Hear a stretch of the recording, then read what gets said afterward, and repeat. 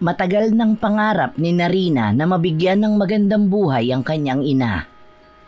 Handa siyang gawin ang lahat para kumita lang at hindi na kailanganin pa ng kanyang ina na magtrabaho. Yun nga lang, kahit na anong klase ng pagpupursige pa ang gawin niya, ay hindi niya maabot ang antas ng pamumuhay na kanyang nais para sa ina. Hanggang sa malaman niyang ang kapitbahay pala nilang si Aling Mildred ay umasa sa swerteng dala ng sigbin. Takot man ay nagawa niyang nakawin ang halimaw na pagmamay-ari ng kapitbahay. Ngunit hanggang saan ang kaya ni Narina? Kaya niya bang magbulag-bulaga na lang kahit nakitang-kita niya ang naidudulot sa lahat ng kanyang kasakiman? Siguro, Nay, dapat tinanggap ko na lang yung alok na trabaho ni Ate Jenny eh. Malaki naman daw ang sahod sa bar na pinagtatrabahuhan niya kahit pagiging serbidora lang ang trabaho. Tapos meron pa mga customers na malaki ring magbigay ng tip. Naku, tumigil ka ng bata ka. Anong gusto mo, tumulad ka sa mga yon na kung sino-sino ng mga lalaki ang gumagalaw at naikakama nila? Eh hindi ko rin naman sila masisisi, Nay. Hindi hamak na mas mabilis kumita sa ganong klase ng trabaho. Ang laki pa. Ibababa mo ang dignidad mo bilang babae para sa kakarampot lang na pera, anak. Marami pa namang trabaho dyan na pwede mong pasukin. Hindi na kailangan pa magtrabaho sa mga club-club na yan. Naiinis na kasi ako, Nay. Ayaw na ayaw ko nahihirapan ka pa sa trabaho mo at gusto ko sana magpahinga ka na lang. Ang kaso, hindi naman po pwede sa ngayon dahil hindi ko pa kaya kung titigil ka sa trabaho at ako na lang ang kikita para sa atin. Ayos pa naman ako, anak. Kayang-kaya ko pa magtrabaho at hindi ko pa kailangan magpahinga. Masaya ako sa trabaho ko. Magkasama pa tayo nagtitinda sa palengke. Hayaan mo, Nay. Magsisikap talaga ako sa buhay. Magtatrabaho ako at hindi ako titigil hanggat hindi kita nabibigyan ng magandang buhay. Maganda naman ang buhay natin kahit na tayong dalawa lang naman ah. Hindi na natin kailangan yumaman pa dahil kontento na ako sa kung ano ang meron tayo ngayon. Ako ang hindi kontento, Nay. Si Narina, 27 taong gulang at tubong kapis. Simula pagkabatay hindi na nakilala ang kanyang ama. Lumaki siya na tanging ang ina na lamang ang kasama sa buhay. Mahirap lamang ang kanilang buhay kaya kinakailangan niyang huminto sa pag-aaral para makatulong sa ina sa pagbebenta nito ng mga gulay at prutas sa palengke. Gusto na ni Narina na yumaman at magkaroon ng magandang buhay. Pagod na siya sa paulit-ulit na pang-aalipusta ng mga kamag-anak niya sa kanilang mag-ina at panghahamak dahil sa pananatili nilang mahirap na mag-ina. Kung meron nga lang na mas madaling paraan para kumita siya ng malaki at mabigyan agad-agad ng magandang buhay ang kanyang ina, ay yun ang gagawin niya. Nay, isipin mo, kung makakapagtrabaho ko doon, baka makabili tayo ng mas magandang bahay. Hindi yung ganito, parang kulungan. Anak, hindi lahat ng bagay ay tungkol sa material. Ang mahalaga ay magkasama tayong dalawa at nagtutulungan. Pero Nay, paano kung may dumating na pagkakataon? Hindi ba sayang yun? Ang dami ko ng pangarap para sa ating dalawa at pagod na rin akong maging mahirap. Narina, may ibang paraan para makamit ang mga pangarap mo. Hindi mo kailangan isakripisyo ang iyong dignidad para doon. Pero Nay, si Ate Jenny nga, sabi niya masaya siya sa trabaho niya. Sabi niya, madali lang kumita ron. Pero anong presyo ang kailangan mong bayaran? Isang araw, baka pagsisihan mo yan. Hindi ko naman sinasabi na magiging ganun ako. Gusto ko lang sanang makatulong. Alam ko, anak, pero isipin mo din ang mga posibleng mangyari kapag pumasok ka ron. Ano bang mangyayari? Baka may makilala pa nga ako ibang tao. Baka may dumating pang ibang oportunidad. At ano naman ang mangyayari kung hindi maganda ang iyong makakasalamuha? Ang buhay ay hindi laging masaya sa labas. Bakit ganito? Bakit kailangan pa nating maghirap? Kung makakakuha lang sana ako ng pagkakataon. Anak, nakikita ko ang hirap ng iyong puso. Pero may ibang paraan para makamit ang mga pangarap mo. Gusto ko lang sana makapag-aral ulit, Nay. Gusto ko maabot yung mga pangarap natin. Alam ko, anak, pero may mga bagay tayong dapat isaalang-alang. Paano kung hindi tayo umunlad, Nay? Paano kung laging ganito na lang tayo? Anak, Hindi lahat ay nakukuha sa pera. May halaga rin ang pagmamahal at pagkakaintindihan natin. Kung hindi tayo umunlad, ano naman ngayon? Ikaw lang ang tanging yaman na kayang-kaya kong ipagmalaki. Gagawin ko ang para sa'yo, Nay. Kahit anong mangyari, magsisikap ako para sa ating dalawa. Sige lang, anak. Pero sana isipin mo rin kung ano talaga ang gusto mo. Huwag ka magmadali. Sa kabila ng kanilang pag-uusap, ramdam ni Narina ang init ng kanyang damdamin. Pinaghalong takot at pag-asa. Maaaring isang malaking imposible ang pangarap niyang yumaman. Ngunit handa na siyang gawin ang lahat para matupad yun sa kahit na anong paraan. Isang araw, abala at maingay sa palengke. Ang mga tindera ay nagtitinda ng prutas at gulay. Sa gilid ng isang tindahan, nakaupo si Narina habang inaayos ang mga saging.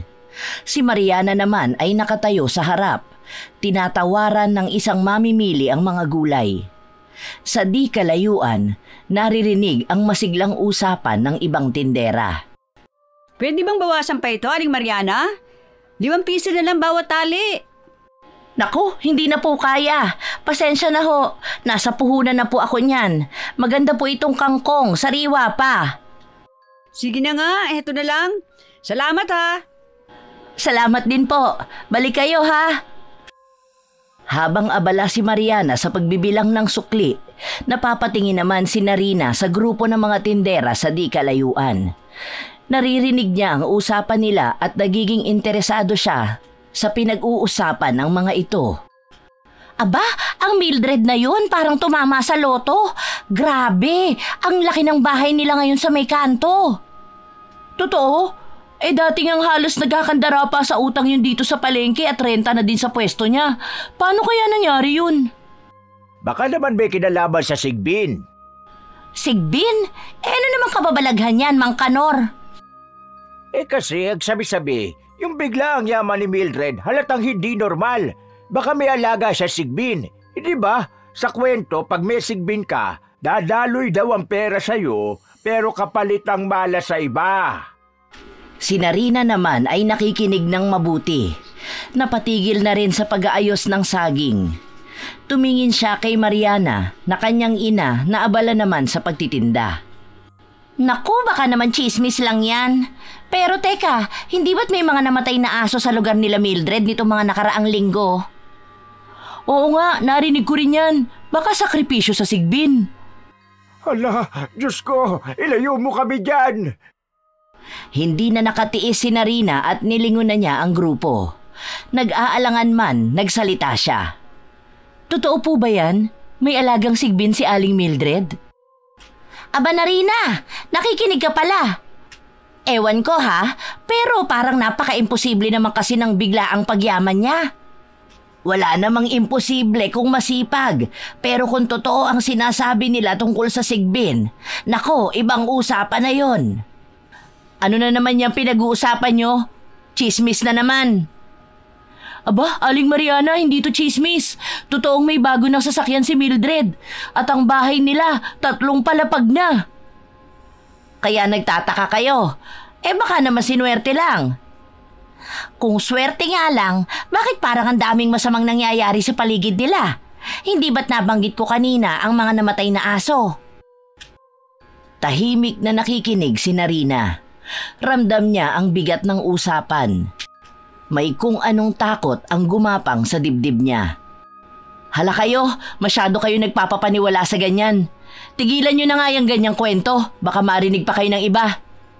Bakit? Nakakatakot ba?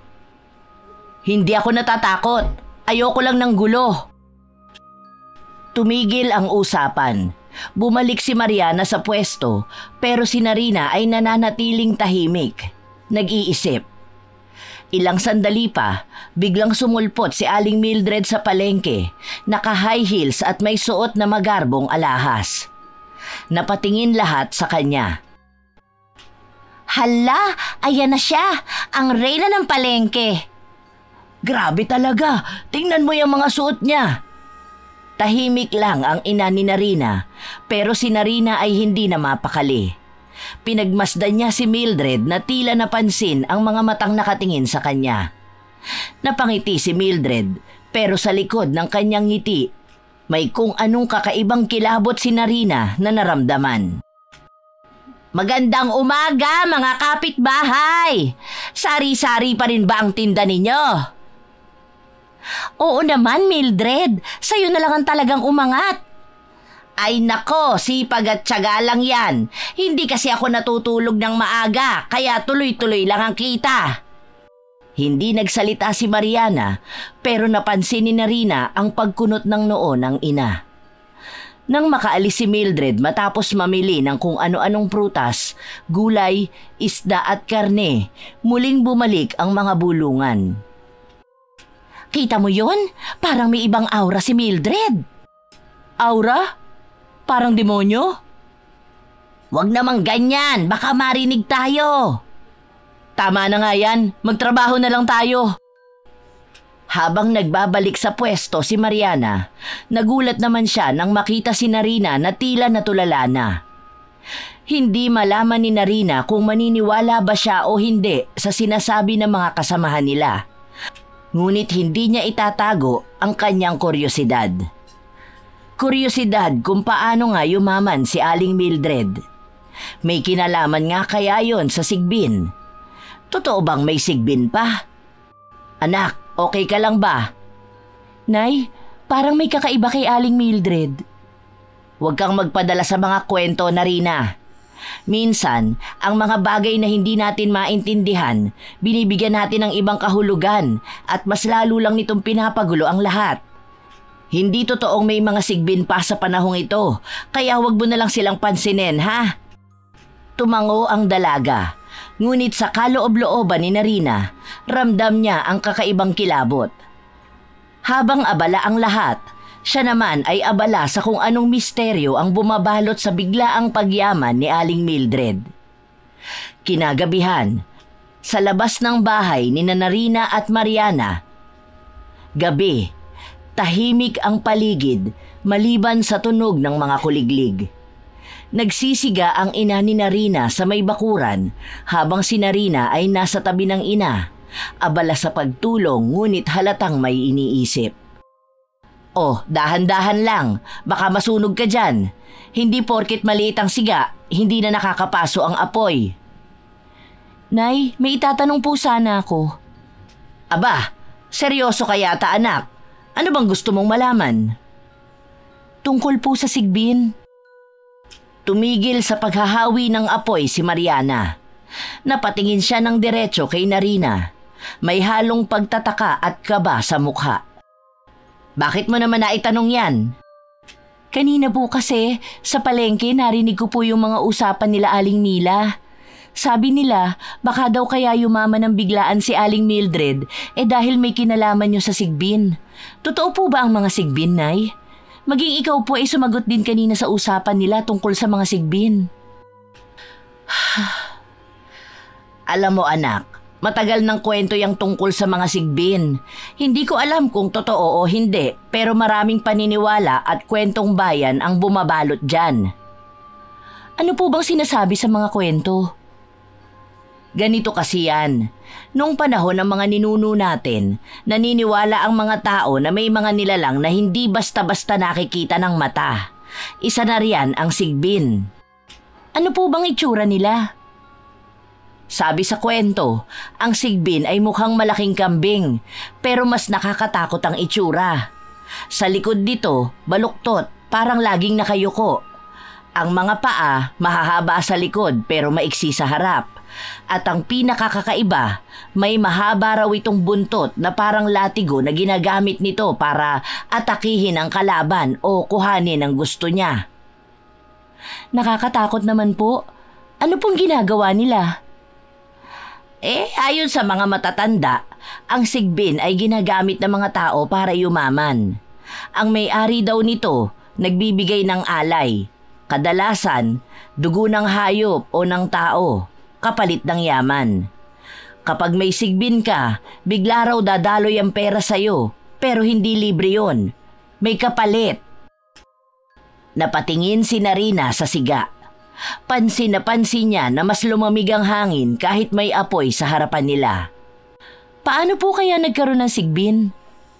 Hindi malinaw kung saan sila nagsimula. Sabi ng iba, nilikha daw sila ng mga engkanto bilang tagapaglingkod. May nagsasabi rin na ang mga sinaunang mambabarang ang nagpausbong sa kanila gamit ang itim na mahika. Ang iba naman sabi, alalay daw ng mga aswang ang sigbin. Saan po sila nakatira? Ang sabi-sabi, sa mga madilim at masukal na lugar sila naninirahan. Sa ilalim ng lupa o malalaking punong kahoy. Kaya nga noon, takot ang mga tao na magpagala-gala sa gabi, lalo na sa mga gubat. Nakakatakot po pala, pero paano naman nila natutulungan ang may-ari? Ang sabi, ang sigbin ay may kakayahang magnakaw o magdala ng pera sa may-ari nito. Pero hindi basta-basta. May ritual daw na kailangang gawin para magising ang sigbin at utusan ito. Ano po ang ritual na yun? Naku anak, hindi ko alam ng detalyado. Pero sa pagkakaalam ko, kailangan ng alay. Kung minsan dugo ng hayop, kung minsan dugo ng tao. Napalingon si Narina sa kanyang inang si Mariana. Halatang nabigla. Tao?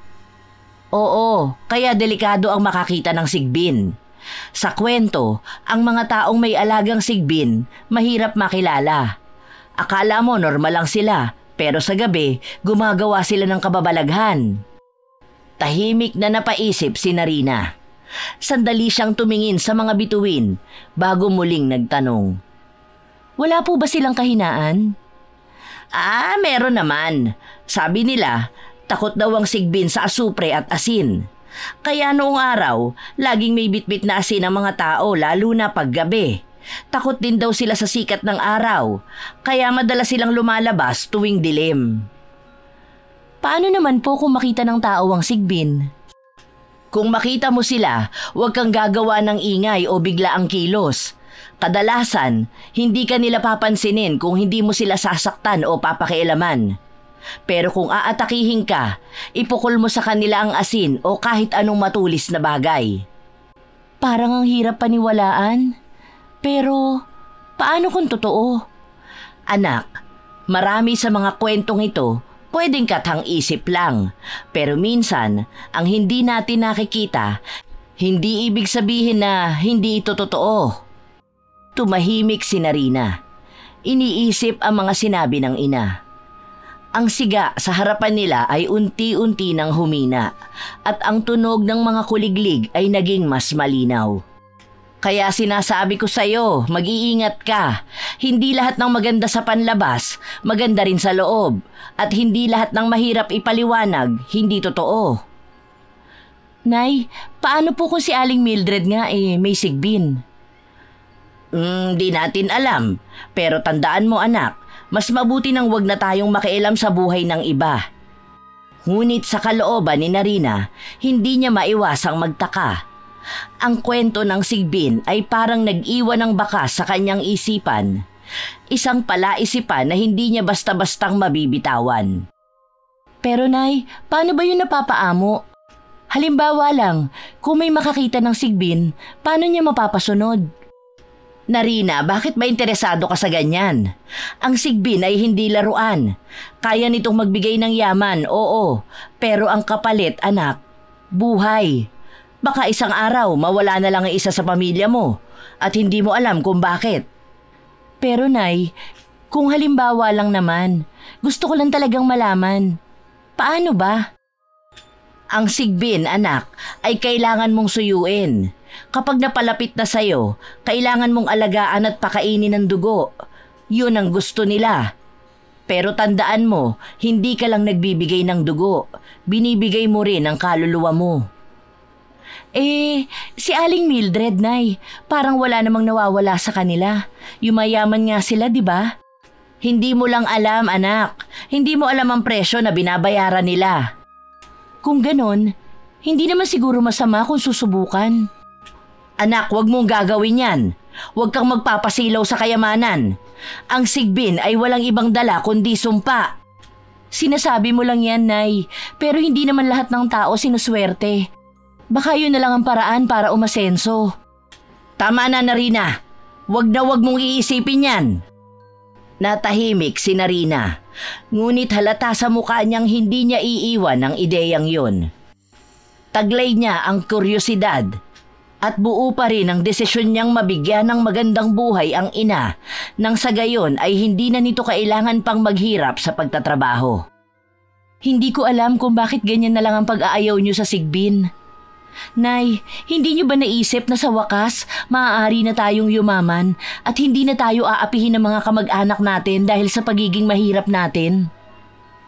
Siyempre, gusto ko magkaroon tayo ng magandang buhay, anak, pero hindi sa ganung paraan. Ayokong umasa tayo sa swerte na dala ng Sigbin at naniniwala ka ba talagang may Sigbin pa sa panahon ngayon? Kung sina Aling Mildred nga po yumaman dahil sa Sigbin di ibig sabihin lang po nun, totoong may Sigbin nga talaga. Bakit ba gustong-gusto mong yumaman tayo? Ayaw mo na ba sa buhay na kaya kong ibigay sa'yo? Sawa ka na bang maging mahirap? Hindi naman sa ganun, Nay. Ayoko na lang talagang makikita kang nahihirapan kung may paraan naman para guminhawa ang buhay natin. Giginhawa ang buhay natin sa malinis na paraan, hindi sa tulong ng Sigbin. Kaya pwede ba, tigil-tigilan mo na ang kapapasok ng Sigbin sa usapan natin? Opo, Nay, pasensya na po. Talagang na-curious lang ako. Sa likod bahay ni Aling Mildred, gabi na at tanging ang liwanag na nagmumula sa bilog na buwan ang nagbibigay ng anyo sa paligid. Si Narina ay nagtatago sa likod ng makakapal na puno ng saging.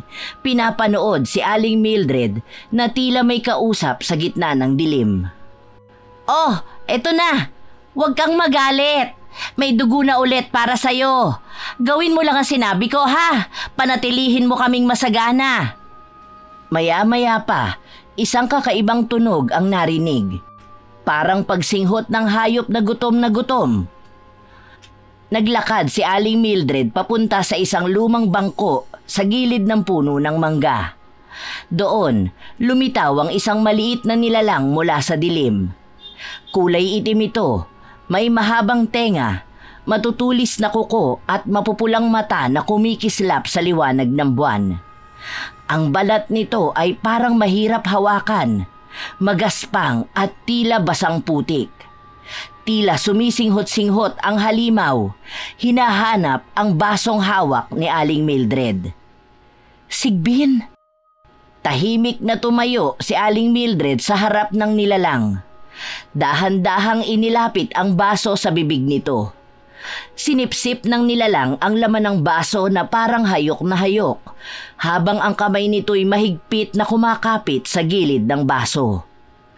Tila may kakaibang ingay na nilikha ang bawat lagok nito. Tunog na parang naghahalo ang pagkasabik at kasakiman. Aba, ang galing mo talaga.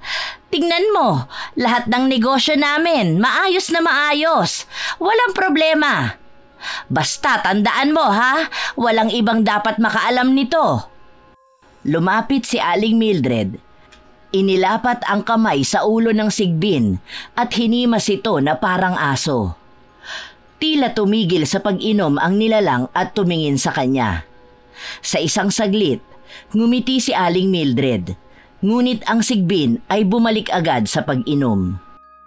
Kaya pala ang yaman-yaman nila. Sa Sigbin pala talaga nagmula ang lahat ng kayamanan nila. Sinipat ni Narina ang baso. Sinusubukang intindihin kung saan galing ang pulang likido. Dugo sa isip niya. Ngunit kanino galing? Sa hayop ba? Sa tao? Lalong tumindi ang kuryosidad niya. Gusto niyang malaman ang kabuuan ng sikreto ni Aling Mildred. Naramdaman ni Narina na kailangan na niyang umalis bago pa siya mahuli. Ngunit bago siya makagalaw, may narinig siyang isang tunog. Isang putok ng sanga na naapakan niya. Tumigil ang Sigbin sa pag-inom. Nilingon nito ang direksyon niya. Ang mga pulang mata nito'y tila sinisid ang dilim. Hinahanap siya. Sino yan? Sinong nandyan? Halos pigilin ni Narina ang paghinga. Bumalik siya sa likod ng puno ng saging, nananatiling nakadapa sa lupa. Ang sigbin ay tila naaamoy siya. Unti-unting umaalis mula sa kinatatayuan nito, papunta sa direksyong kinaroroonan niya. "Wag! Bumalik ka rito!" Tumigil ang sigbin at tumingin kay Aling Mildred. Tila nag-aalangan kung susunod o hindi. Sa huli, unti-unti itong bumalik sa tabi niya, ngunit ang tingin nito ay nasa direksyon pa rin ni Narina. Dahan-dahan itong umupo sa tabi ng babae, parang aso na handang sumalakay anumang oras. "Kung sino ka man, umalis ka na! Kung ayaw mo masaktan, huwag ka na magtangka!" Tahimik na umatras si Narina. Nanginginig ang katawan ngunit mahigpit ang pagkakahawak sa laylayan ng suot na palda. Ang takot ay nilalamon na ng galit at inggit. Puno ng determinasyon ang kanyang isip. Hindi pwedeng sila lang ay yumaman. Dahan-dahang umalis si Narina mula sa likod bahay ni Aling Mildred. Ngunit habang naglalakad siya pa uwi, alam niyang hindi siya titigil hanggat hindi niya nakukuha ang sigbin na yon. Alam niyang ang nilalang na yon ang susi sa lahat ng yaman at tagumpay na matagal na niyang pinapangarap. Sa kabila ng dilim ng gabi, nanginginig ang mga mata ni Narina sa pag-asang mabago ang kanyang kapalaran, kahit pa sa pamamagitan ng isang sumpa. "Ano bang pinagsasasabi mo, Narina? Hindi totoo ang mga sigbin. Tumigil ka na nga." "Hindi ako nagsisinungaling, Nay. Kitang-kita talaga ng dalawang mga mata ko ang sigbin na inaalagaan ni Aling Mildred." "Narina, ano ba? Akala ko ba nag-usap na tayo tungkol dito? Akala ko tinigilan mo na ang tungkol sa sigbin. At bakit ka pumunta sa bahay ni na Mildred? Paano kung nahuli ka niya at nag-trespassing sa bakura niya? Di nakulong ka pa. Narina naman." "Pasensya na po, Nay, pero hindi talaga ako tinatantanan ng kuryosidad ko. At isa pa, nag-ingat naman po ako eh. Wala naman nangyari sa akin." "Nakikiusap ako sa iyo, anak. Tigilan mo na, ha? Huwag mo nang isipin pa ang sigbin. Walang mabuting maidudulot yon sa atin." "Bakit ho ba parang galit na galit kayo sa mga sigbin, Nay? Palagi na lang kayo nagagalit sa tuwing nababanggit ko ang tungkol sa kanila." "Dahil namatay ang ama mo nang dahil sa sigbin. Pinangarap niya ring yumaman at makaahon ang pamilya natin sa kahirapan. Pero wala yung naidulot na mabuti sa atin dahil kasawian ng iyong ama ang naging kapalit. Kaya ayaw na ayaw kong pinag-uusapan ang tungkol sa kanila dahil mga halimaw sila. Kung hindi dahil sa kanila, di sana kasama pa rin natin hanggang ngayon ang ama mo." "Po?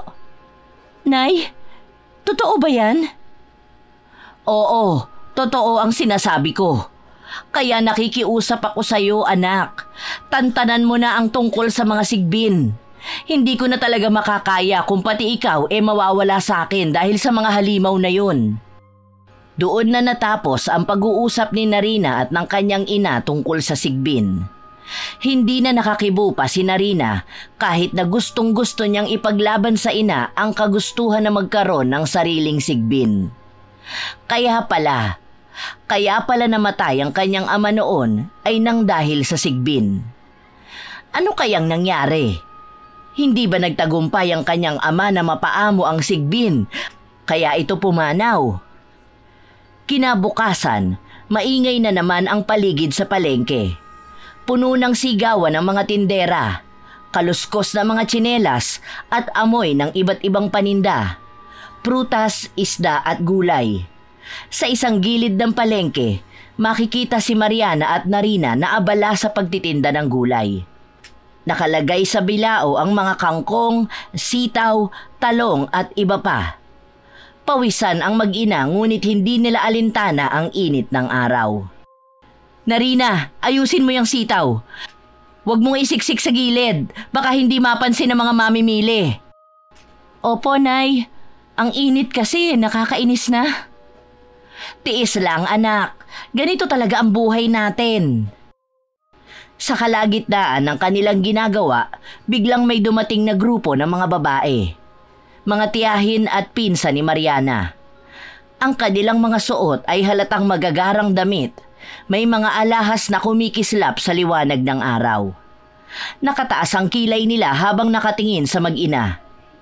Ang leader ng grupo ay si Tia Elvira, ang pinakamatanda at mayaman sa kanilang magkakamag-anak. Ay, Mariana, kayo na naman ang anak mo ang narito? Hindi pa rin kayo umaasenso? Magandang umaga, Ate Elvira. Ganito pa rin po kami, nagtitiis at nagtatrabaho ng marangal. Marangal? Aba Mariana, hindi ba nakakasawa ang ganito? Araw-araw na lang kayong nasa palengke. Samantalang kaming lahat. Tingnan mo naman, nakapagpatayo na ng negosyo, nakabili ng lupa't bahay. Kayo, nakapagtinda na ba kayo kahit man lang sa grocery?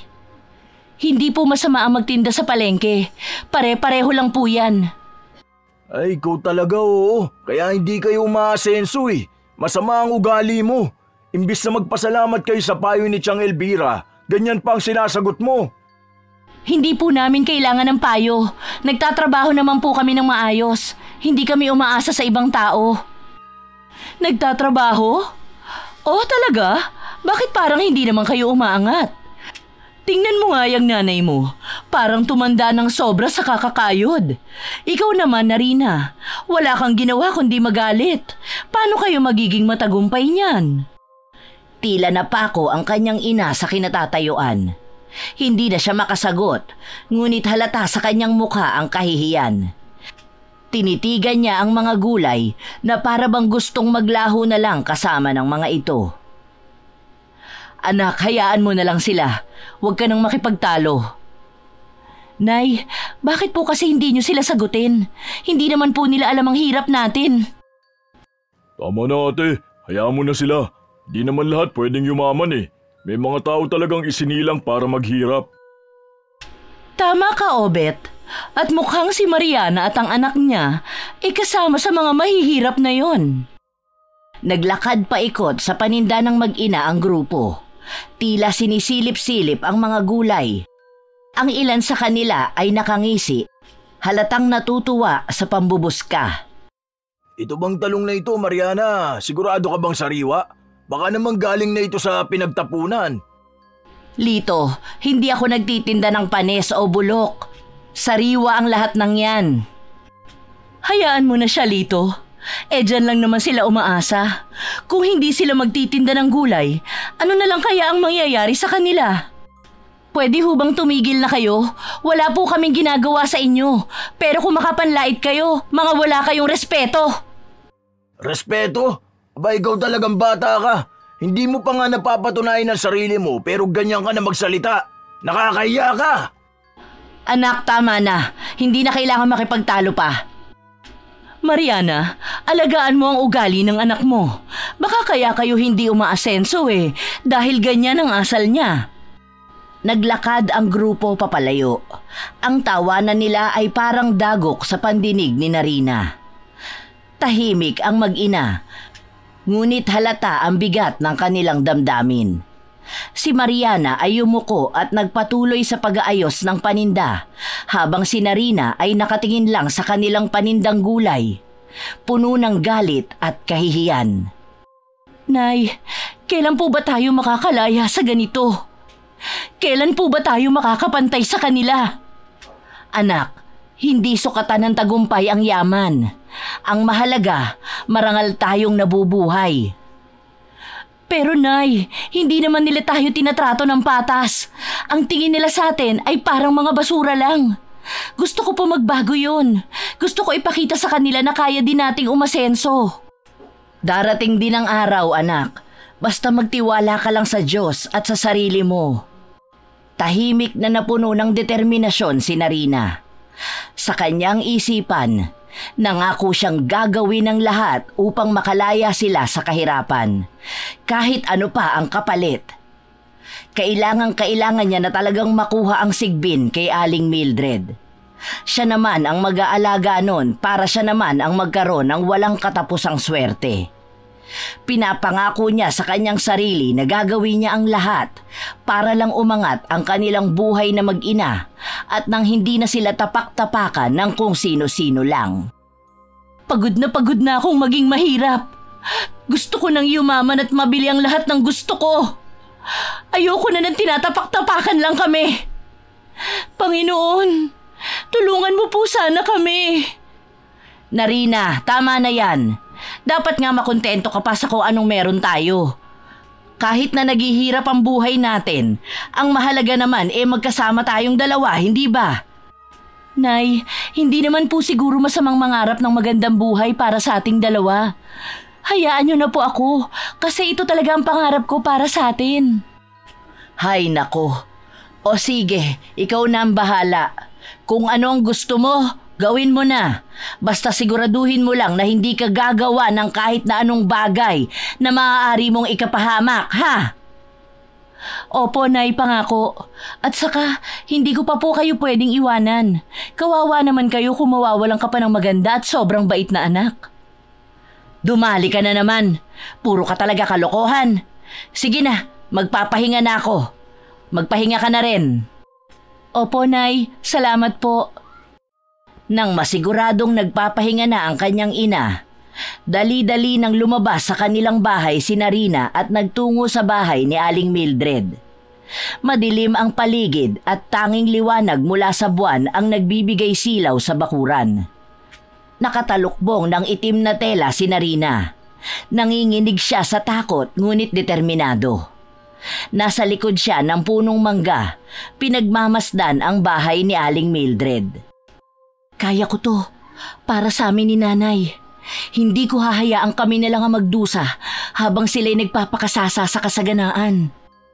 Pumasok si Aling Mildred sa loob ng bahay.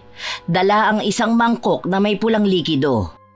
Sumilip si Narina mula sa likod ng puno. Malinaw ang tunog ng lock ng pintuan nang ito'y isinara. Ito na ang pagkakataon ko. Hindi ako pwedeng magkamali. Maingat na lumapit si Narina sa gilid ng bahay. Nanginginig ang kanyang mga kamay habang hinahaplos ang malamig na dingding. Napansin niya ang isang maliit na bintana sa likod na bahagyang nakabukas. Walang atrasan, Narina. Isa lang ang pagkakataon na meron ka at hindi mo to pwedeng sayangin. Lakasan mo at tibayan mo ang iyong loob. Kaya mo to. Sana.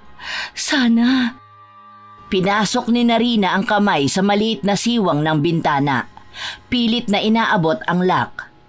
Isang kaluskos ang narinig niya mula sa loob. Napahinto siya. Halos hindi makahinga. Diyos ko, tulungan mo po ako.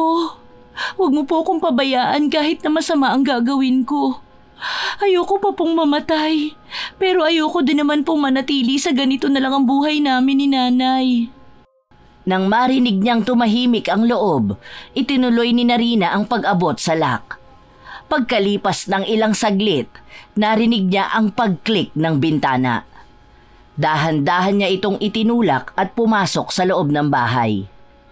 Tahimik ang paligid, maliban sa marahang paghinga ng sigbin sa sulok ng sala. Huwag kang maingay. Huwag kang maingay. Nakaupo ang sigbin sa isang banig. Hawak ang isang mangkok ng dugo. Ang mapupula nitong mata ay nakapikit, tila abala sa pagsipsip ng likido. Dahan-dahang inilabas ni Narina ang dala niyang lubid. Hindi niya alam kung sapat na ba yon para makuha ang sigbin, ngunit desperada na siyang manakaw yon mula kay Aling Mildred at nang sa ganon ay sila naman ang yumaman. Tama na, ako naman ang gagamit sa'yo. Nilapitan niya ang sigbin mula sa likod. Nang mailapit ang lubid sa leeg nito, biglang tumingin ang sigbin sa kanya. Nagliliyab ang mga mata. Napaatras si Narina, ngunit mabilis siyang bumawi.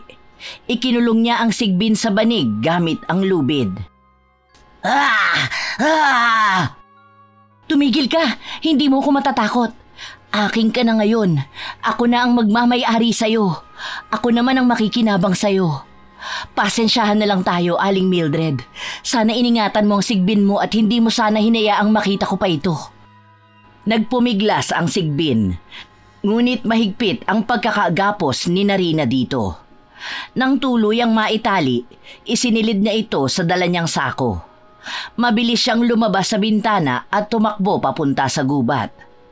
Sa isang abandonadong kubo sa gubat niya dinala ang Sigbin. Walang naglalakas loob na pumunta sa lugar na yon dahil sa dami ng mga kwento-kwento tungkol sa mga kahindik-hindik at kababalaghang nangyayari sa gubat na yon, pati na rin sa mga elementong nakatira doon. Tahimik ang paligid. Tanging huni ng mga kuliglig at ihip ng hangin ang maririnig. Binuksan ni Narina ang sako at inilabas ang Sigbin na nagliliyab pa rin ang mga mata. Ang Sigbin ay naupo sa isang banig na dala ni Narina. Tahimik ito ngunit nagmamasid. Ang katawan nito'y baluktot, tila isang kombinasyon ng hayop at nilalang na hindi kailanman dapat umiral. Ang balahibo nito'y makintab ngunit madungis na parang hinugot mula sa kailaliman ng lupa.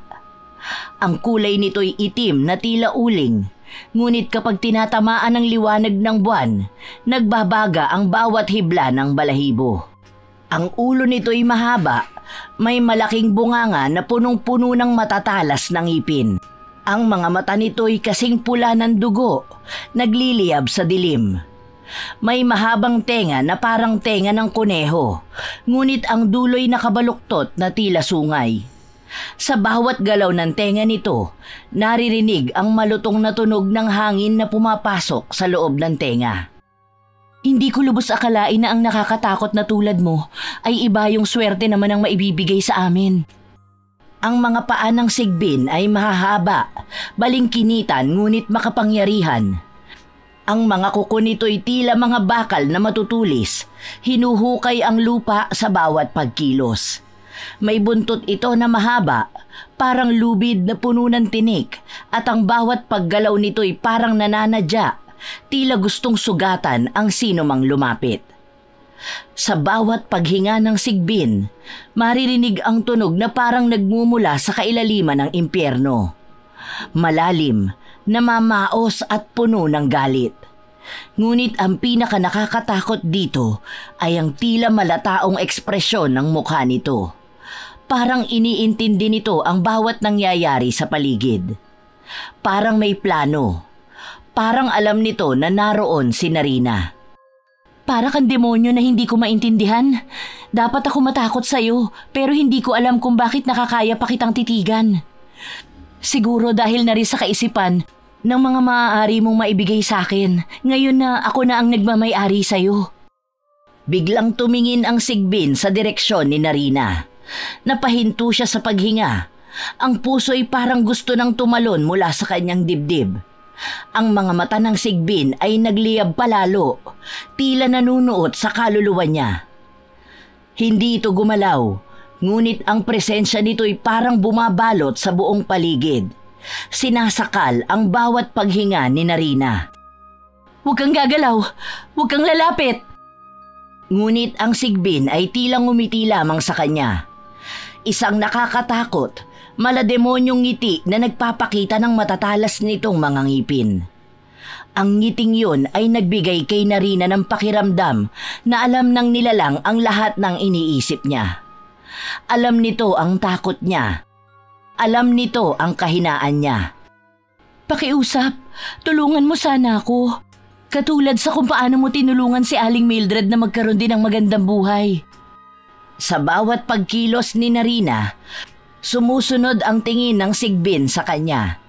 Hindi ito gumagalaw, ngunit nararamdaman niya ang bigat ng presensya nito. Parang humihila ng tanikala mula sa kanyang leeg. Hindi niya maalis ang tingin niya sa Sigbin kahit pa gusto na niyang tumakbo sa takot. Takot? Hindi siya dapat natatakot. Ang paligid naman ay tila nagiging mas madilim. Ang mga tunog ng kuliglig at huni ng mga ibon ay nawala. Tahimik ang lahat, maliban sa marahas na tunog ng paghinga ni Narina at ng Sigbin. Ang katahimikan ay mas nakakatakot kaysa sa anumang sigaw. "Tulungan mo ako mabigyan ng magandang buhay si Nanay. Nakikiusap ako sa'yo." Naramdaman ni Narina ang malamig na pawis na bumaba mula sa kanyang noo. Ang buong katawan niya ay nanginginig, hindi dahil sa lamig ng gabi, kundi dahil sa purong takot na dulot ng sigbin. Pakiramdam niya ay napako na siya sa kinatatayuan niya. Walang magawa kundi panoorin ang nakakatakot. Sana tulungan mo akong yumaman. Gusto ko magkaroon ng malaking mansyon, maraming sasakyan, at saka mga negosyo. Narinig niya ang sigbin na parang tumawa. Isang mababang tunog na mamaos na nagpapadagdag sa kanyang takot. Napaatras siyang muli, ngunit natapakan ng isang tuyong sanga. Ang sigbin ay automatikong tumayo mula sa banig nito. Mabagal, ngunit puno ng intensyon. "Huwag kang lalapit! Huwag!" Ngunit sa pagmamakaawa niya sa sigbin na huwag itong lumapit sa kanya, ay lumapit pa rin ito. Ang mga kuko nito'y humuhukay sa lupa. Ang bawat hakbang nito'y nag-iiwan ng bakas na parang sinusunog ang sahig. Huminga ng malalim si Narina. Pilit pinapakalma ang sarili. Ngunit paano ka magiging kalmado kung ang mismong nasa harapan mo'y tila banta sa iyong buhay? Hindi ako papayag. Hindi ako papayag na matalo ng takot. Tumigil ang sigbin ilang pulgada mula kay Narina. Tila sinusuri siya. Ang pulang mga mata nito'y gumagalaw. Parang nagmamasid kung paano siya titirahin. Napansin ni Narina na kahit takot na takot siya, ang determinasyon niya ay lumalaban pa rin. "Hindi mo ako matatakot. Hindi kita tatantanan." Tila napangiti ang sigbin, ngunit bigla itong umatras at bumalik sa banig nito. Parang sinasabi nitong, "Hindi ngayon, Narina." Ngunit ang tingin nito'y malinaw. Kilala na nito ang kalaban nito. May inihanda siyang isang malaking banga. Nakapwesto yon sa gitna ng kubo at mabilis na pumunta naman doon ang sigbin. "Ngayon, ikaw naman ang may gagawin para sa akin. Ako ang magpapakain sa'yo at ako rin ang mag-uutos." Nilabas niya ang baso at inilagay ito sa harap ng sigbin. Tila alam ng nilalang ang gagawin, ngunit nanatili lamang ang galit nito. Binuka ni Narina ang kanyang palad at ginilitan ito gamit ang kutsilyo. Pumatak ang dugo sa baso na agad na kinuha ng sigbin. "Huwag mong sasayangin yan. Kailangan ko matupad ang lahat ng hiling ko." Nilapitan ni Narina ang sigbin at hinawakan ito sa ulo. Hindi alintana ang panganib. "Gawin mo ang sinabi ko. Tiyakin mo ang bawat hiling ko ay magkakatotoo." Tumawa ng mahina ang sigbin habang iniinom ang dugo. Tila nagkaroon ng kasunduan ng dalawa sa katahimikan ng gabi. Magulo ang loob ng kubo. Puno ng kalawangin at luma ng kagamitan. Nakaupo si Narina sa isang kahoy na bangko, pinapanood ang sigbin na gumagala sa sahig. "Pasensya ka na, ito lang muna ang makakain mo ngayon, pero gagawin ko ang lahat para hindi ka magutom." Inilagay niya ang laman sa harap ng sigbin na agad namang nilapa nito. Napatingin si Narina. Nanginginig pa rin ngunit halatang nagiging kampante na sa presensya ng nilalang. "Ang dami mong kinakain na. Pero ayos lang, basta gawin mo ang lahat ng utos ko. Ikaw na lang ang pag-asa kong tumupad sa mga pangarap ko para sa amin ng nanay ko. Takot na akong maghirap at ayoko na sa buhay na meron ako. Kaya pakiusap, tulungan mo ko." Nagpatuloy ng pagpapakain si Narina sa sigbin habang iniisip ang susunod niyang plano. Ang determinasyon sa kanyang mukha ay mas matindi na ngayon, habang ang sigbin ay unti-unting nagiging mas kalmado sa kanyang presensya. Matapos pakainin ni Narina ang sigbin, umuwi na rin siya sa kanilang bahay bago pa magtaka ang kanyang ina sa biglaan niyang pag-alis. Mabuti na lamang at tulog na tulog pa rin naman ang kanyang ina. Wala itong kaalam-alam na nakaalis na siya at nakuha na ang sigbin kina Aling Mildred. Ilang araw ang mabilis na lumipas at patuloy ang pag-arte ni Narina na walang kaalam-alam sa nangyari sa alaga ni Aling Mildred kahit na usap-usapan ang pagwawala nito sa barangay matapos malamang nawawala ang sigbin na pagmamay-ari niya. Sabi ko na tama talaga ako na hinalay. Sigbin talaga ang dahilan ng biglang pagyaman ni na Mildred.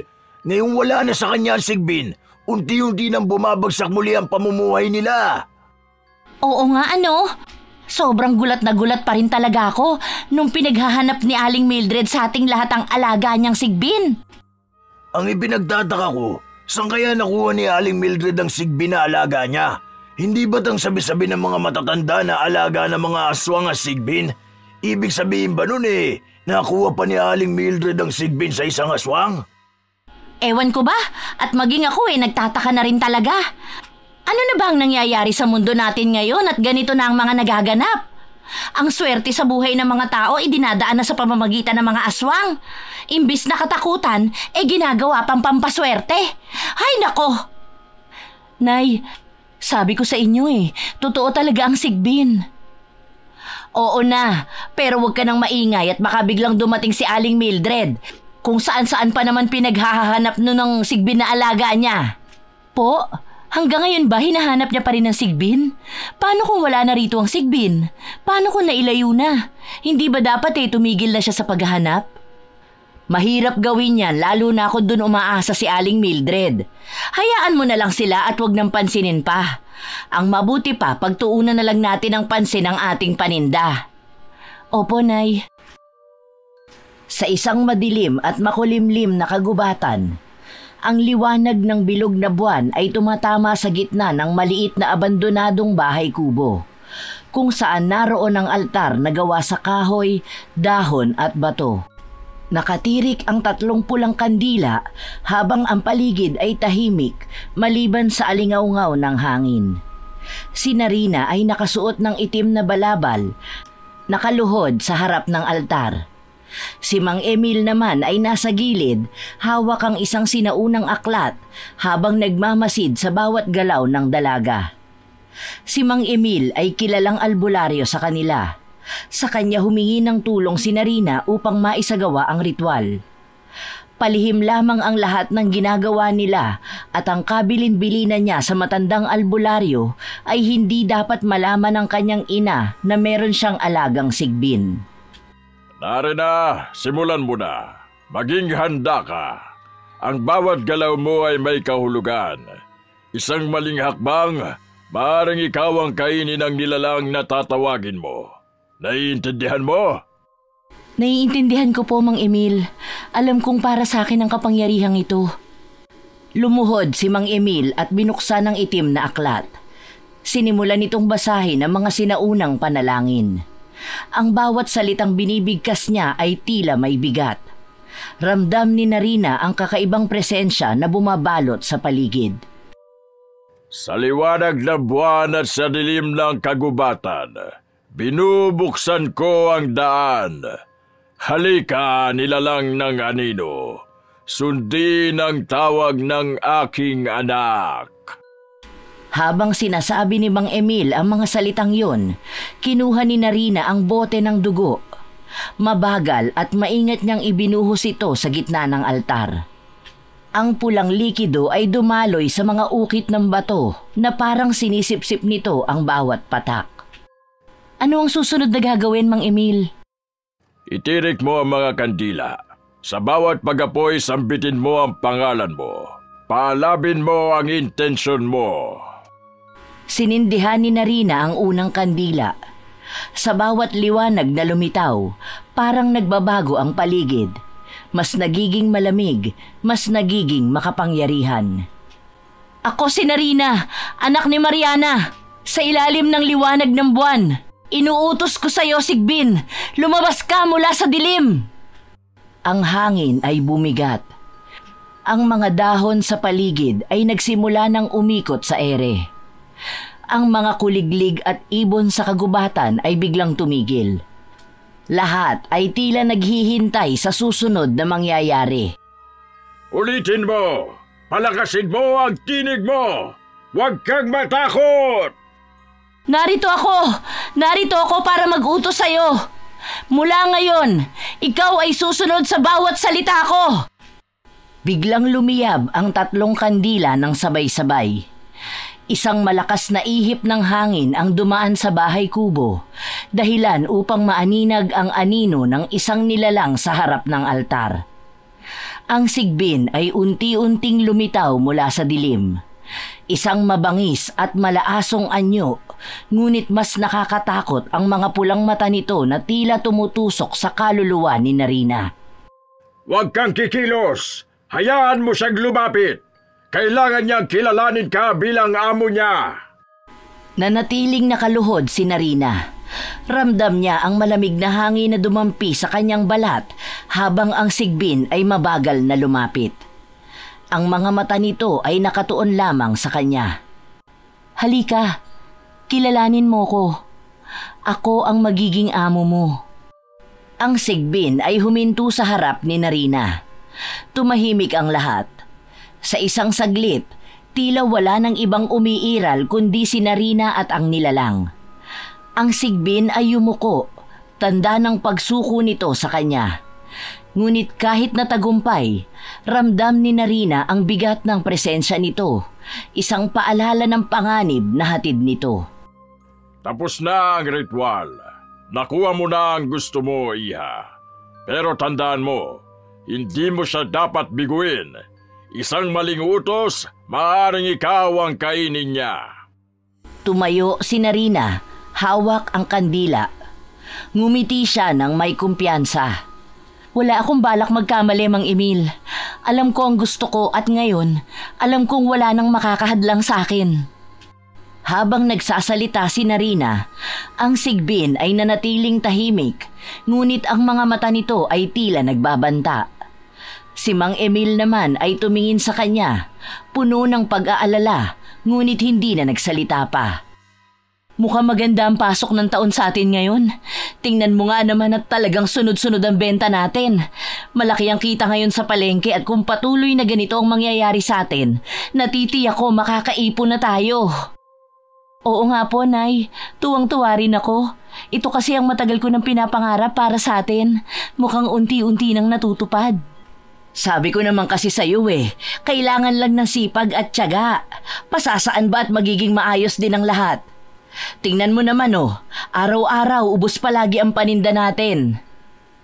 Ang saya-saya ko, Nay. Ako din, anak. Masayang masaya ako. Sa isang lamesa, nakapatong ang isang malaking bunton ng pera. Si Narina ay nakaupo at masiglang nagbibilang, habang ang kanyang ina naman ay nagtitimpla ng kape sa gilid. Tingnan mo to, Nay. Hindi ko akalain na ganito kabilis ang balik ng puhunan natin.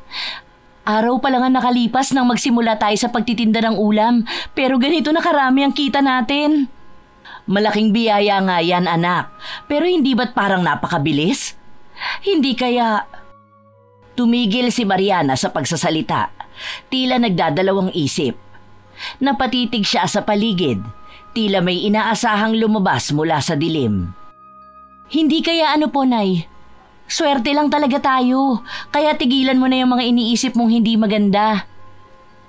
Hindi naman kasi lahat ng swerte ay libre, anak. Minsan may kapalit din.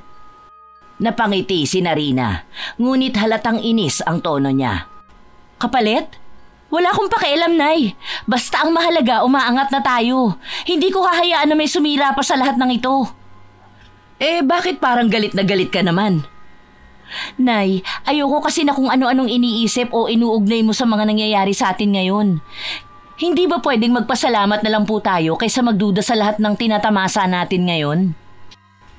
Pasensya na, anak. Hindi lang talaga ako sanay sa ganito. Pero huwag kang mag-alala dahil hindi na ito mauulit pa. Masaya ako sa nangyayari sa buhay natin ngayon.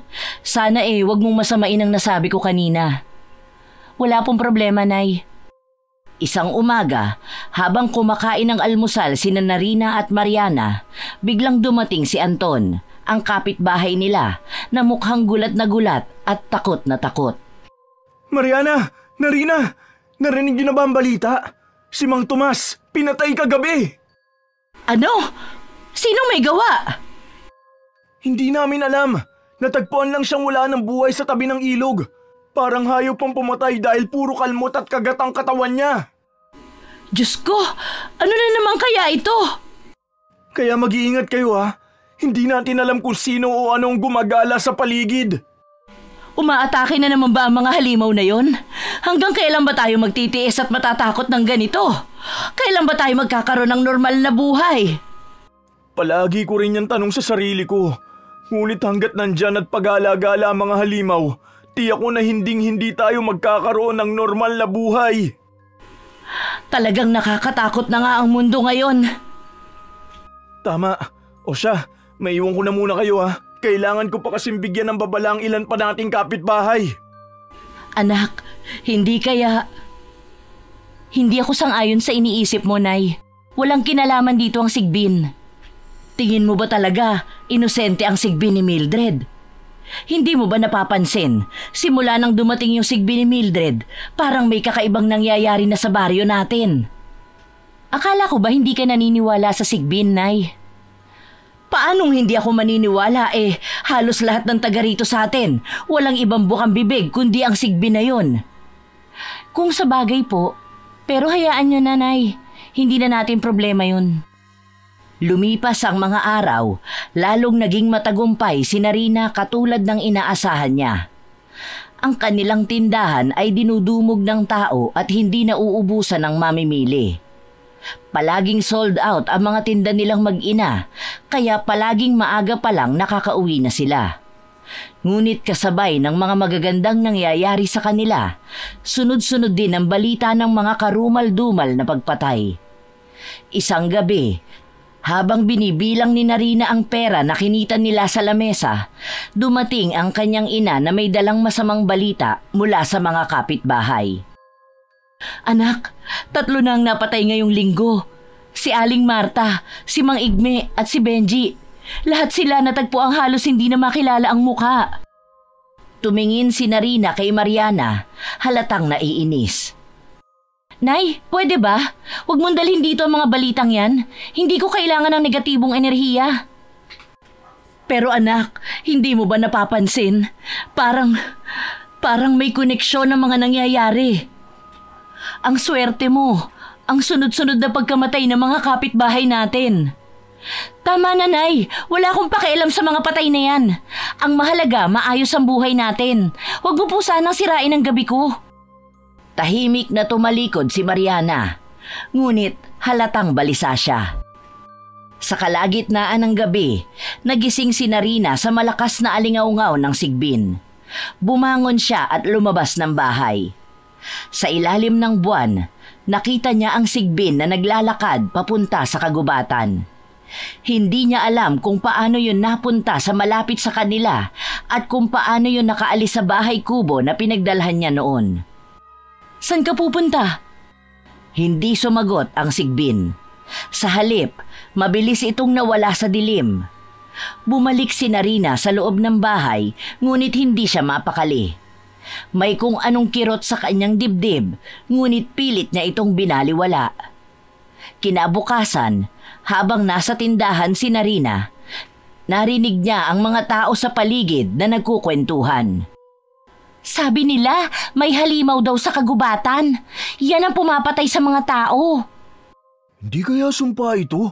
Baka may gumamit ng kulam o ritual. Ang alam ko, may isang babae raw na nagkaroon ng Sigbin. Siguro siya ang may gawa nito.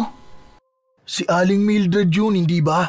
Panay pa nga ang paghahanap niya sa alagang Sigbin nung nawala yun. Mga chismis lang yan. Huwag kayong magpadala sa takot. Ngunit sa loob ni Narina, unti-unting sumisiksik ang duda niya. Binalikan niya ang mga alaala ng ritual, ang mga salitang binitiwan niya nung gabing yon. Pag-uwi ni Narina, nadatnan niya ang kanyang ina na nakaupo sa mesa. Tahimik ngunit halatang naghihintay. Alam mo na ba kung anong kapalit ng swerte mo? Ano na naman yan, Nay? Anak, nakita ko sa aklat na ito. Ang Sigbin, kapag ginamit para sa kayamanan, kailangang kumuha ng buhay kapalit ng swerte. Napatingin si Narina sa libro, ngunit tumanggi siyang maniwala. Kwento lang yan, Nay. Walang kinalaman ng Sigbin sa mga nangyayari. Sigurado ka ba, anak? Sigurado ka bang hindi ikaw ang may dala ng sumpa sa baryo? Nay, ano bang pinagsasasabi mo? Wala akong alam dyan. At kung meron man akong sigbin, edi sana nakabili na po ako ng malaking bahay at maraming kotse, katulad ng matagal ko ng pinapangarap. Pero bakit pakiramdam ko may alam ka rito? Pakiusap po, Nay. Tantanan niyo na po ang pagtatanong sa akin yan dahil wala po kayong makukuhang sagot sa akin. Wala po akong alam sa sigbin at yun lang po ang masasabi ko. Sigurado ka ba talaga dyan? At saka paano naman po ako magkakaroon ng sigbin, Nay? Tingnan mo nga po kung gaano kaliit ang katawan ko. Sa tingin mo po ba makakaya kong makahuli o kahit na makapagpaamo lang ng sigbin? Sana nga hindi ka nagsisinungaling sa akin, anak. May pagdududa na ako sa mga ikinikilos mo nitong mga nakaraang araw. Pero hindi kita huhusgahan. Naniniwala ako sa mga sinasabi mo dahil anak kita.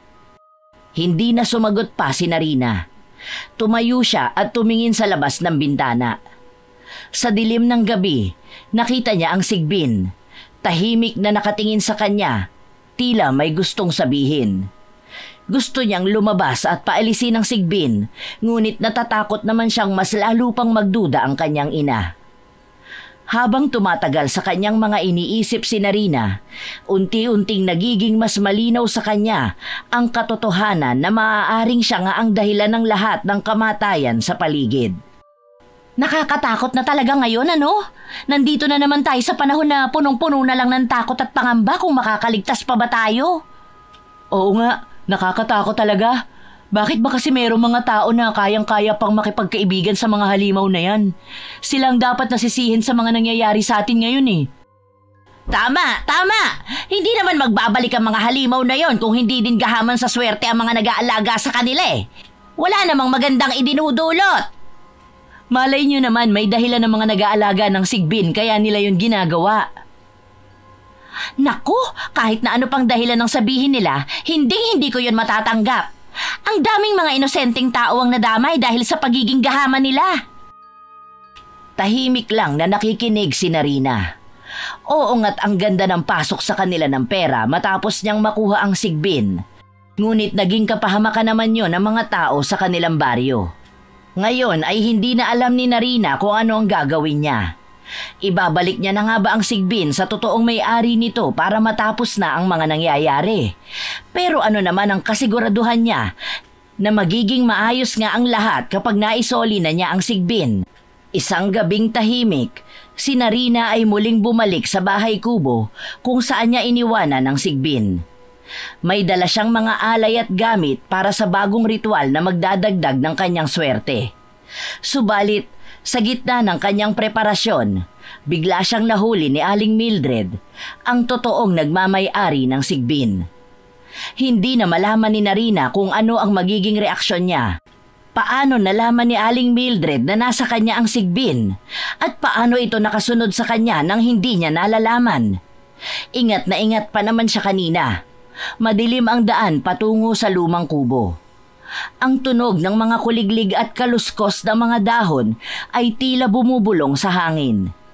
Sa liwanag ng lampara ni Narina, maaaninag ang kahoy na pinto ng bahay kubo na bahagyang nakabukas. Lumabas na naman pala ang sigbin sa bahay nitong banga. Hindi talaga siya mapakali sa kubo na to. Pumasok si Narina, hawak ang basket na may lamang itlog ng itim na manok, palay at mga dasal na isinulat sa dahon ng saging. Tahimik ang sigbin na nakaupo sa sahig. Ang mga matay nakatitig sa kanya, tila hinihintay siya. Sa susunod, sabihin mo naman kung bakit ka bigla na lang nawawala. Kaya tuloy ako pa ang naghahanap sa'yo. Habang inaayos niya ang mga alay, hindi niya napansin ang anino sa likod niya. Mula sa kadiliman, unti-unting lumitaw si Mildred. Hawak ang isang tungkod na yari sa matigas na kahoy. Mukhang komportable ka na sa alaga ko, Narina. Napalingon si Narina. Nabitawan ang lampara sa gulat. Sa liwanag nito, tumambad ang matandang babae na may matatalim na mata at maputlang mukha. Sino ka? Hindi mo na ako kaagad kilala? Ako ang tunay na may-ari ng sigbin na yan. At ngayon, narito ako para kuhanin siya pabalik. Napatayo si Narina. Ang takot ay napalitan ng galit. Humarang siya sa harap ng sigbin. Tila sinasabi sa kilos niya na hindi niya ito ibibigay. Hindi mo pag-aari ang sigbin na ito. Ako ang nagpakain sa kanya. Nag-alaga at nagpatuloy. Ako na ang amo niya ngayon. Amo? Hindi mo naiintindihan kung ano ang hawak mo, Narina. Ang sigbin ay hindi basta-bastang hayop. Isa siyang halimaw. At kung hindi mo siya kayang kontrolin, ikaw ang magdurusa. Lumapit si Mildred kay Narina, ngunit hindi umatras si Narina. Ang sigbin ay nanatiling tahimik sa tabi nila, ngunit ang aura nito'y tila nagbabago, nagiging mas mabigat at nakakabahala. Wala akong pakialam sa mga pinagsasasabi mo. Ang mahalaga, nasa akin siya ngayon at wala kang karapatang bawiin siya. Hindi mo ako mauuto. Akin ang sigbin at mananatili ito sa akin. Alam mo ba kung bakit ko siya pinakawalan at hinayaang mapunta sa'yo? Hindi dahil gusto ko, kundi dahil kailangan. Ang bawat utos na ibinibigay mo sa kanya ay may kapalit. Hindi mo ba napapansin ang mga nangyayari sa baryo ninyo? Natigilan si Narina. Bumalik sa isip niya ang sunod-sunod na pagpatay sa kanilang lugar. Ang mga katawan na natagpuan sa gubat, ang takot na bumalot sa buong baryo. Pilit niyang tinanggal ang ideyang yon sa isip niya. Wala akong alam sa sinasabi mo. Hindi ako naniniwala sa mga kasinungalingan mo. Hindi kasinungalingan ang sinasabi ko. Bawat patak ng swerteng tinatamasa mo, bawat biyayang dumadating sa buhay mo, may kapalit na dugo. Siya ang kumukuha ng mga buhay na yon, Narina. At ikaw ang nag-uutos sa kanya nang hindi mo namamalayan. Lumapit si Mildred sa pinto ng kubo. Tumigil at muling tumingin kay Narina. Ang boses niya ay puno ng bigat at babala. Tandaan mo ito, Narina. Ang sigbin ay sumusunod lamang sa kanyang tunay na amo. At kung hindi mo kayang panindigan ang kapalit ng swerte na binibigay niya, ikaw ang magiging susunod na biktima. Tumalikod si Mildred. Ngunit bago siya tuluyang umalis, huminto siya at tumingin muli kay Narina. At isang huling bagay, kapag dumating ang araw na hindi mo na siya makontrol, huwag kang magtangkang humingi ng tulong dahil wala nang makakapagligtas sa'yo. Umalis si Mildred. Iniwang tahimik si Narina sa loob ng kubo. Ang sigbin ay muling tumingin sa kanya. Tila walang alam sa mga nangyayari. Napabuntong hininga si Narina. Bumalik siya sa kanilang bahay, dala ang bigat ng mga sinabi ni Aling Mildred. Sa buong magdamag, hindi siya makatulog. Pabalik-balik sa isip niya ang mga sinabi ni Aling Mildred, lalo na ang tungkol sa kapalit ng swerte. Kasinungalingan lang lahat ng yun. Walang kapalit ang biyayang ito. Wala. Ngunit habang iniisip niya ito, naalala niya ang mga balita, ang sunod-sunod na pagpatay, ang mga bangkay na natagpuan sa gubat. Hindi niya maalis sa isip ang koneksyon nito sa sigbin. Ngunit pilit niyang itinatanggi yon sa isipan. Sa umaga, nagising siya na puno ng kaba. Habang binabantayan ng sigbin, napansin niyang tila may kakaiba rito. Mas tahimik ito, mas malalim ang tingin at tila mas mabigat ang presensya nito. Ngunit alam niyang hindi yon ang totoo. Ang mga salita ni Aling Mildred ay parang multong bumabalot sa kanyang pagkatao. Alam niyang darating ang araw na kailangang harapin niya ang katotohanan at ang sumpa na dala ng sigbin. Ngunit paano? Anak, okay ka lang ba? Kanina ka pa tahimik.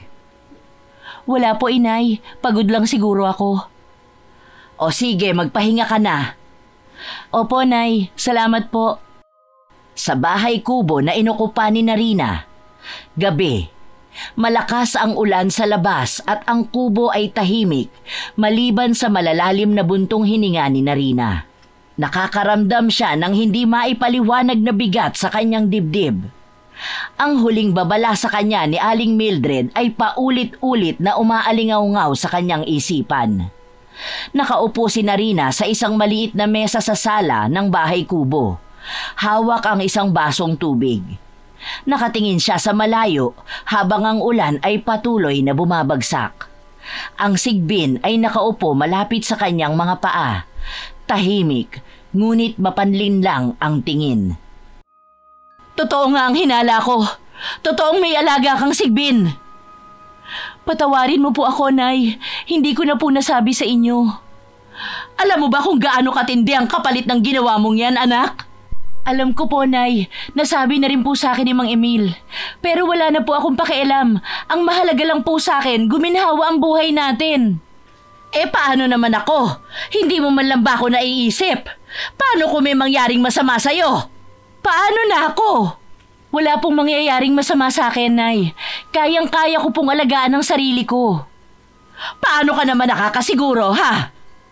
Nay, pakiusap. Ito po ang gusto ko para sa atin. Pagod na po akong maghirap tayo. Kung ito lang po ang tanging paraan para umayos ang buhay natin, gagawin ko po. Doon na natapos ang usapan ng mag-ina. Hindi na nakapagsalita pa ang ina ni Narina, kaya nanatili na siyang tahimik. Alam niyang galit ang kanyang ina sa kanya, ngunit wala namang magawa sa sobrang katigasan ng ulo niya. Anak, gabi na. Hindi ka pa ba matutulog? Inay, bakit kaya may mga bagay na parang hindi mo kayang kontrolin kahit anong gawin mo? Ano bang ibig mong sabihin? May problema ba? Ang swerte na tinatamasa natin, hindi talaga swerte. May kapalit. Alam ko naman po yun, pero hindi ko talaga kayang isipin na mawawala sa akin ang Sigbin. Tingin ko yun na lang po talaga ang tanging paraan para maging maayos ang buhay natin. Tumigil si Mariana. Napansin ang bigat ng boses ng anak. Anak, kung ano man ang iniisip mo, sabihin mo na sa akin. Hindi mo kailangang mag-isa sa lahat ng ito. Nagsimula si Narina na magkwento tungkol sa Sigbin, kung paano niya ito nahanap, kung paano ito naging bahagi ng kanilang buhay at ang mga babala ni Aling Mildred. Anak, bakit mo itinago sa akin ang ganito kalaking bagay? Kasi natakot ako, Inay. Natakot ako mawala ang lahat ng biyayang ito. Pero ngayong naiintindihan ko na po ang kapalit, hindi ko na alam kung ano ang gagawin. Biglang may narinig silang malalakas na kaluskos mula sa labas. Napatingin si Narina sa Sigbin, na ngayon ay nakatayo na at tila alerto. Ang mga mata nito'y nagliliwanag sa dilim. Ano yan? Wala po. Manatili ka lang dito, Inay. Habang papalapit si Narina sa pinto, bigla itong bumukas ng malakas. Isang lalaki ang pumasok, basang-basa sa ulan at duguan ang mukha. Sumigaw ito, halatang natatakot. Tulong! Tulong! Diyos ko! Anong nangyari sa'yo? May halimaw! Pinatay niya ang mga kasama ko! Nagkatinginan sina Mariana at Narina. Ang takot ay bumalot sa kanilang dalawa. Alam ni Narina kung sino ang tinutukoy ng lalaki. Sigbin! Tumakbo palabas si Narina upang makita ang nangyayari. Sa dilim ng gabi, sa gitna ng ulan, nakita niya ang Sigbin na nakatayo sa gitna ng kagubatan. Ang paligid nito ay puno ng dugo at isang katawan. Sa gitna ng kaguluhan, muling lumitaw si Aling Mildred na lumalakad sa ulan. Ang ekspresyon niya ay puno ng awa at galit habang nakatingin kay Narina. Ngayon mo na ba naiintindihan ang sinasabi ko, Narina? Bakit mo hinayaang mangyari ito? Bakit hindi mo ako tinulungan? Hindi ako ang may kagagawa nito. Ikaw ang pumili. Ikaw ang nagdesisyon na kunin ang hindi naman sa'yo. Napahawak si Narina sa ulo niya, tila naguguluhan. Ang Sigbin ay nakatayo malapit sa kanila. Ang dugo nito'y tumutulo mula sa mga pangil nito. Isa lang ang paraan para matapos ito, Narina. Isauli mo siya sa akin. Hindi. Hindi ko kaya. Kung ganon, maghanda ka na sa kapalit. Dahil hindi pa ito ang katapusan. Narina, sige na. Isauli mo na ang Sigbin. Wala tayong mapapala sa Sigbin. Ayoko po, Nay. Pakiusap. Huwag niyo na po akong pilitin. Maraming mapapahama kung hindi mo pa isasauli ang Sigbin. Habang unti-unting nilalamon ng takot at pagsisisi si Narina, nagdesisyon siya na gumawa ng ritual upang wakasan na ang lahat. Kinuha niya ang mga gamit niya at muling bumalik sa kubo kasama ang ina. Anak, sigurado ka na ba sa gagawin mo? Wala namang ibang paraan, inay. Kailangan ko ng wakasan ito. Habang ginagawa niya ang ritual, nagising ang Sigbin. Ang mga mata nito'y nagliliyab habang dahan-dahang lumapit sa kanya. Anak, tumigil ka na! Hindi, inay. Kailangan ko tong gawin. Itinaboy ni Narina ang Sigbin palapit sa banga. Nahirapan pa siyang hintayin itong makapasok bago niya tuluyang sinabuyan ng agwa bendita ang banga na tahanan ng Sigbin. Narinig niya ang malakas na sigaw ng Sigbin. Sa huling bahagi ng ritual, biglang napasigaw si Narina habang ang Sigbin ay biglang naglaho sa isang malakas na putok ng liwanag.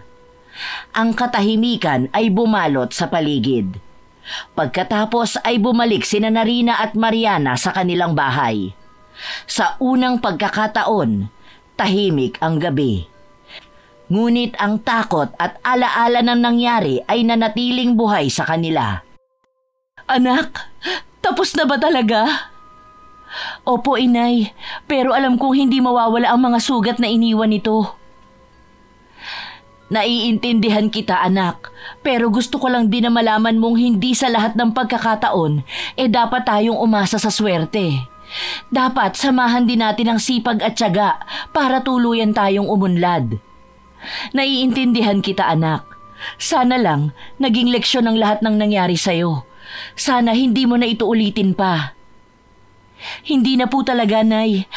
Ayoko na pong gumawa ng isang desisyong pagsisisihan ko rin naman pagkatapos.